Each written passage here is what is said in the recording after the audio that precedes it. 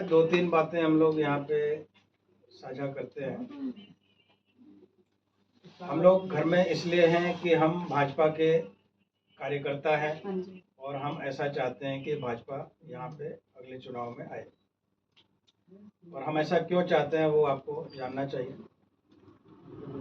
तो पिछले 25 वर्षों से आखिरी बार हमारी सरकार बनी थी 1993 में, 93 से 98 तक 5 साल उस समय भाजपा दिल्ली में थी। 98 से लेके अभी 2025 हो गया, तो ये 27 साल से भाजपा दिल्ली सरकार में नहीं है। 15 साल कांग्रेस का रहा और 10 साल आम आदमी पार्टी का रहा। तो सबसे पहले तो एक व्यवस्था ये है कि आज मोदी जी हमारे केंद्र में सरकार में है, प्रधानमंत्री हैं।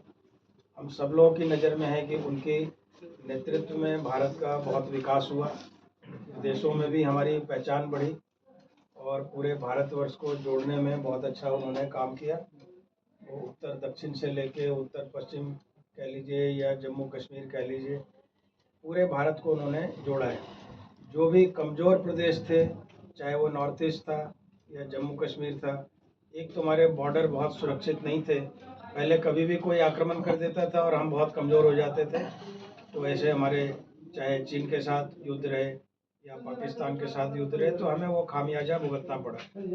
जब मोदी जी आए थे तो हमारे सिपाही को बॉर्डर पर लड़ने के लिए वर्दी भी नहीं हुआ करती थी, जूते भी नहीं हुआ करते थे, आर्म्स भी, हथियार भी नहीं हुआ करते थे। वो खाली हाथ लड़ते कैसे उस व्यवस्था में। नॉर्थ ईस्ट को हमने पूरा, जो हमारा आसाम है, त्रिपुरा है, ये सारे राज्य अलग छोड़ रखे थे। उनसे हमारी कोई कनेक्टिविटी नहीं थी, हम जा ही नहीं पाते थे वहाँ पे। तो वो भी समझते थे हम शायद भारत के हिस्सा ही नहीं है, वो भी अपने आप को अलग समझते हैं। आज मेघालय है, मणिपुर है, सारे हमारे भारत के साथ जुड़े हुए हैं और हम वहाँ तक पहुँच पाए। तो सबसे पहले तो विदेशों में अपनी पहचान बढ़ी, देश के अंदर एक भारतीय होने का जो गौरव था वो बढ़ा। आर्थिक दृष्टि से कहें तो जो पहले 10वीं 12वीं अर्थव्यवस्था होती थी, अभी हम तीसरी अर्थव्यवस्था बनने के कगार पे हैं। अब दूसरी तरफ हम आते हैं, पार्टी की विचारधारा क्या है। हम अंत्योदय की बात करते हैं। समाज में जो सबसे अंतिम पायदान पे व्यक्ति खड़ा है, उसको भी ये गर्व होना चाहिए कि हम भारत के नागरिक हैं। तो अंतिम पायदान मतलब जिनको रोटी कपड़ा मकान की बेसिक नेसेसिटी भी नहीं मिल पा रही है किसी वजह से, चाहे वह सुदूर ग्रामीण क्षेत्र में हो तो यहाँ पे झुग्गी झोपड़ी क्लस्टर में हो। तो मोदी जी की ये व्यवस्था है कि सबको पक्का मकान मिले।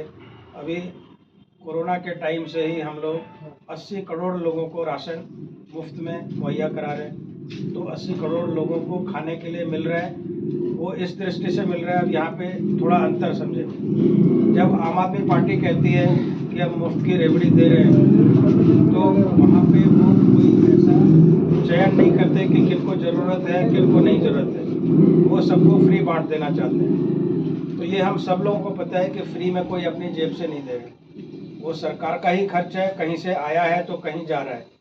अगर वो मुफ्त में ऐसा चला जाएगा तो शायद दिल्ली का विकास नहीं हो पाएगा, क्योंकि यहाँ पे सड़कें टूटी होती है, हमारी गलियाँ टूटी होती है, हवा पानी, अभी हम एयर पॉल्यूशन से जूझ रहे थे, है ना, सांस लेने में दिक्कत होती है, बीमारियाँ बढ़ती हैं, पानी अच्छा नहीं आता।